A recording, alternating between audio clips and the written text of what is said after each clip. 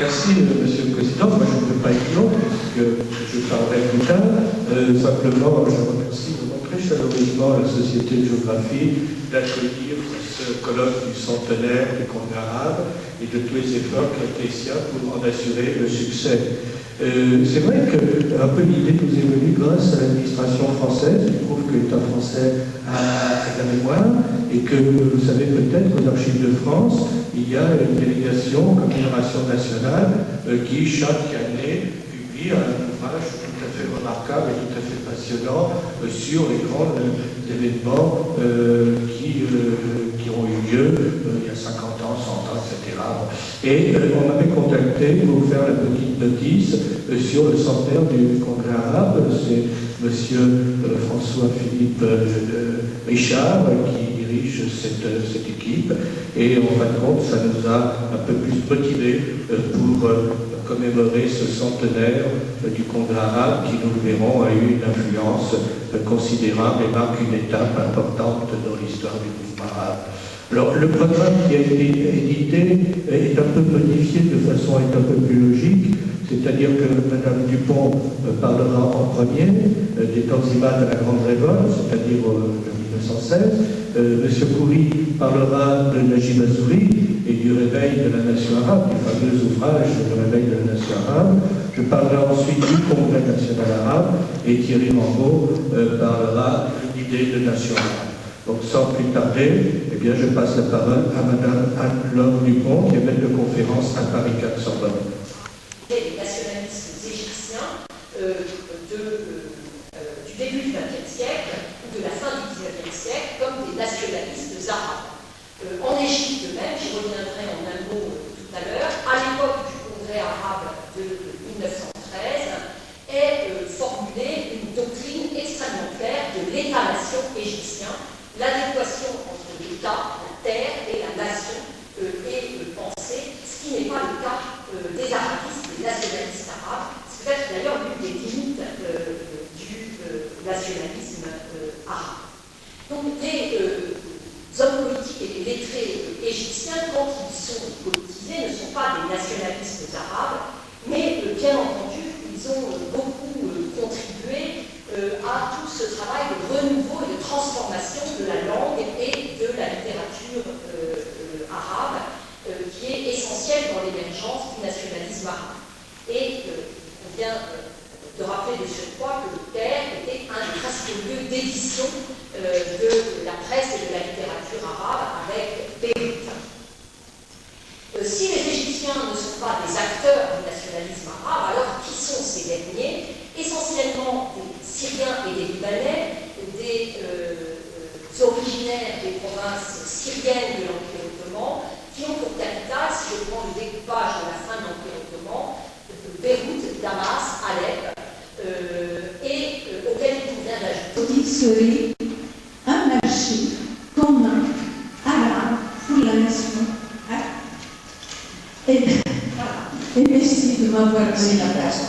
Je pense que c'est une idée intéressante. Je pense qu'il est un peu prématuré de voter ce soir une résolution qui serait transmise aux Nations Unies. En tout cas, merci de votre intervention, monsieur. Ce que dit madame, c'est tout à fait intéressant parce que le taux d'échange entre les pays arabes, par exemple les pays maghrébins, c'est de 2%. Au niveau des pays européens, le taux d'échange est de 56%. Donc on voit bien que le manque d'intégration économique arabe est aussi une des causes de division.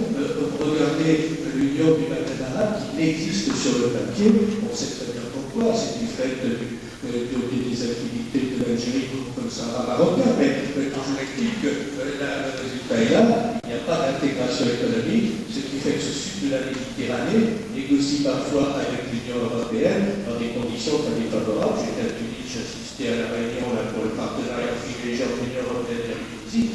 C'est de faire contre la faute de terre. 12 millions de Tunisiens qui vont négocier avec 400 millions.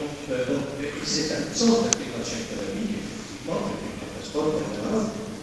Merci beaucoup. Oui, je souhaiterais revenir vers Mme Anne-Laure Dupont pour l'origine de ce exposé concernant ce premier congrès arabe. C'est une opposition entre les Ottomans et une partie arabe du monde. À l'époque, les années qui ont précédé ce premier congrès, quelles étaient les forces en présence, entre guillemets, du côté ottoman et du côté arabe? C'est-à-dire la masse de population, oui, c'est les forces en présence, oui. Malheureusement, en martyr. Alors cette plaque, nous allons l'installer peut-être dans nos locaux là-haut, peut-être ici, nous allons voir où l'installer, mais en tout cas pour le moment, nous allons la dévoiler. Donc je vous demande, pour ceux qui sont là, si vous voulez bien, la plaque que vous allez tirer sur, voilà, le tissu. Voilà, tirer. Voilà.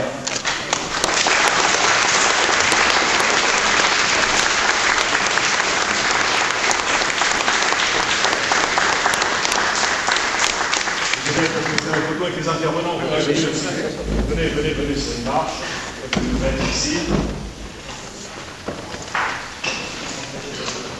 Voilà. Oui. Voilà, est-ce que les photographes... Je vous rappelle aussi que cet événement de 1913 est mentionné sur la plaque qui est à l'entrée, donc en sortant sur la droite derrière la porte.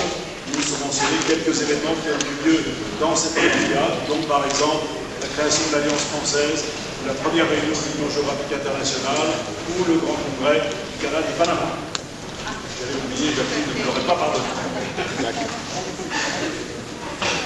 En tout cas, merci à tous de votre présence et de l'attention soutenue que vous avez manifestée tout au long de cet après-midi. Donc vous pouvez acquérir et faire signer les livres des au moins des participants, et surtout n'oubliez pas de nous rendre au premier étage où nous pourrons bavarder et boire un verre après cet après-midi chaud. Merci beaucoup.